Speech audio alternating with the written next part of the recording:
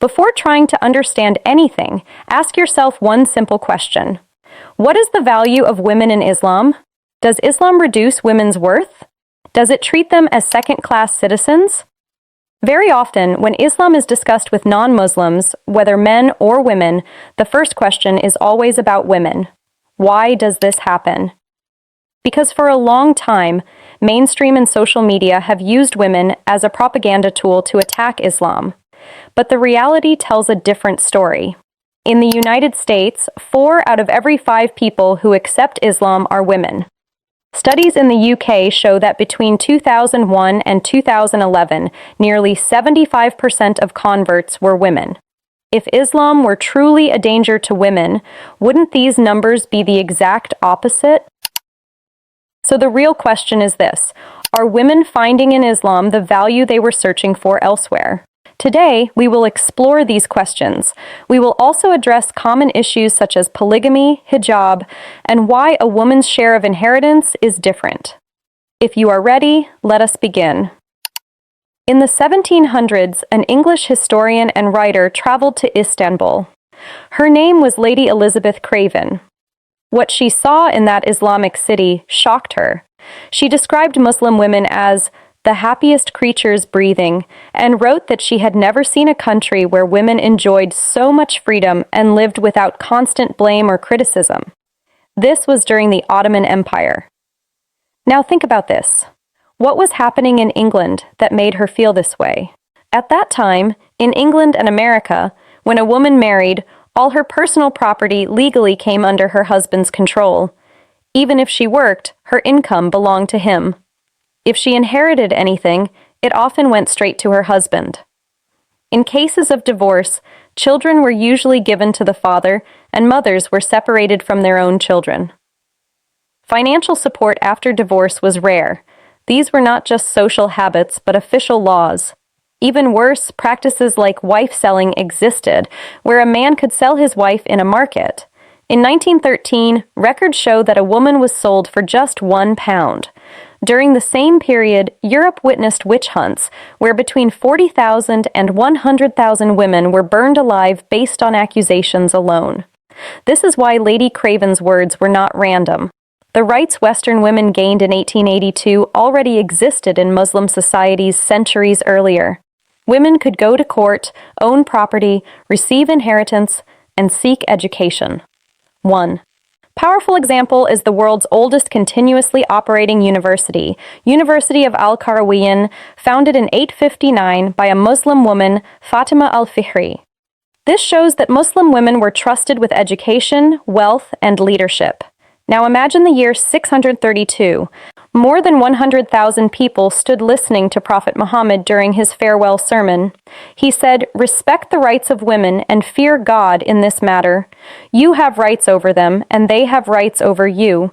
Before Islam, daughters were seen as shame and were sometimes buried alive. Islam completely ended this practice. The Prophet said that whoever raises daughters with care will be rewarded with paradise. Marriage without a woman's consent was forbidden. Mahr was established as her right, providing financial security that belongs only to her. After marriage, financial responsibility was placed on the husband, not the woman.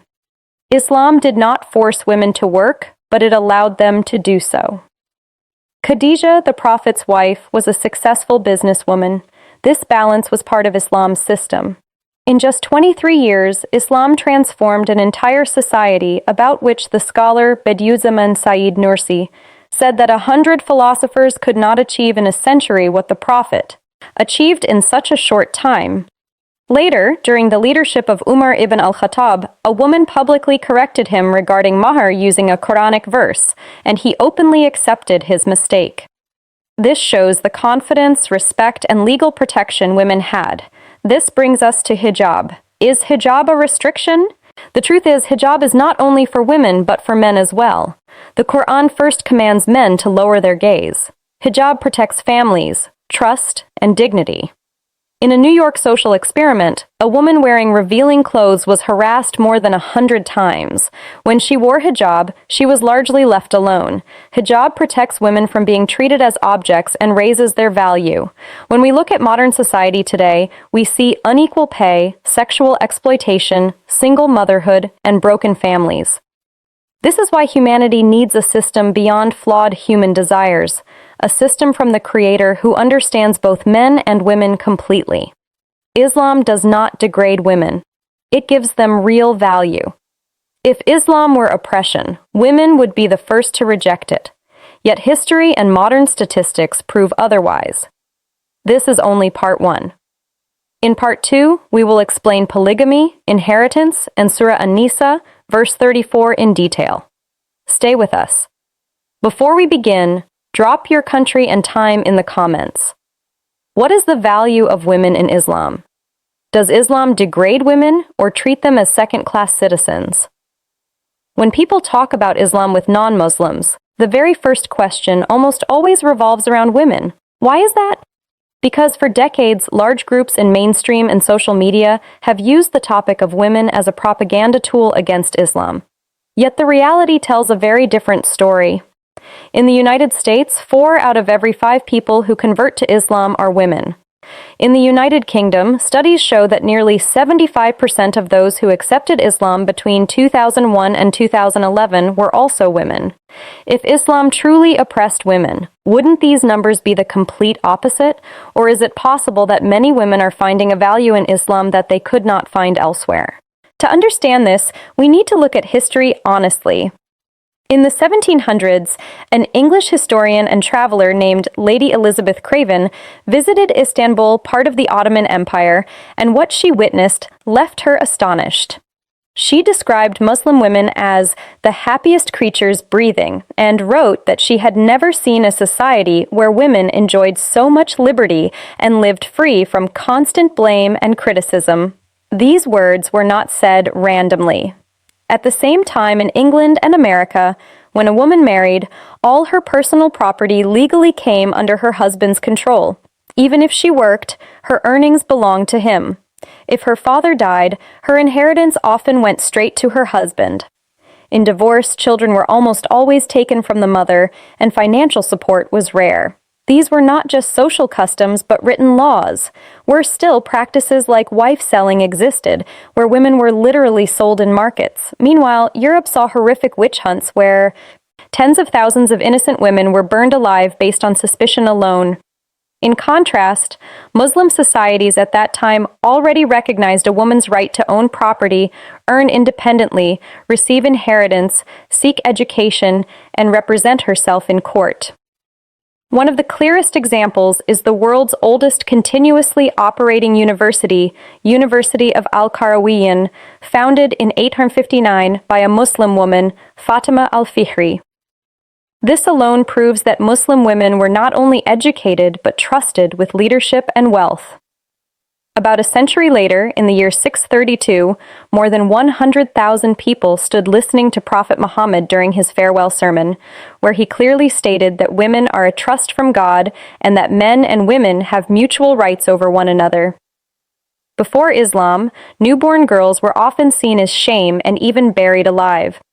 Islam abolished this completely and raised the status of daughters, promising paradise to those who cared for them with kindness. Marriage without a woman's consent was forbidden, and the bride was given the right to demand mahr, a financial gift that belongs only to her and provides security throughout her life. After marriage, her financial responsibility was placed on the husband, not on her. Islam did not force women to work, but it allowed them to do so, as shown by Khadijah, the Prophet's wife, who was a successful businesswoman. In just 23 years, Islam transformed a society plagued by injustice into one built on accountability and compassion, something later scholars like Bediüzzaman Said Nursi described as unmatched in human history. We also see powerful examples under leaders like Umar ibn al-Khattab, who publicly accepted correction from a woman regarding her right to mahr, proving that women were confident, respected, and legally protected. This brings us to hijab, one of the most misunderstood topics today. Hijab is often portrayed as oppression, yet many non-Muslim women say it is one of the most impressive aspects of Islam because it shifts a woman's value from appearance to character. Islam commands modesty for both men and women, beginning with men lowering their gaze. Hijab works as a protection for families' trust and emotional security. Social experiments have shown that women face significantly less harassment when dressed modestly, reinforcing that hijab is not about control but dignity. Today, despite claims of freedom, many societies still struggle with exploitation, unequal pay, single-parent households, emotional abuse, and broken families. Islam offers a system that does not rely on imperfect human desires, but on divine guidance from the one who created both men and women and understands them better than they understand themselves. Islam does not lower women. It anchors them with purpose, security, and respect. If it were oppression, women would be the first to reject it. Yet history and modern statistics show the opposite. This is only part 1. In the next part, we will clearly explain polygamy, inheritance differences, and the most debated verse of Surah An-Nisa. Stay with us, and if this helped you, like, share, and subscribe for more deep discussions.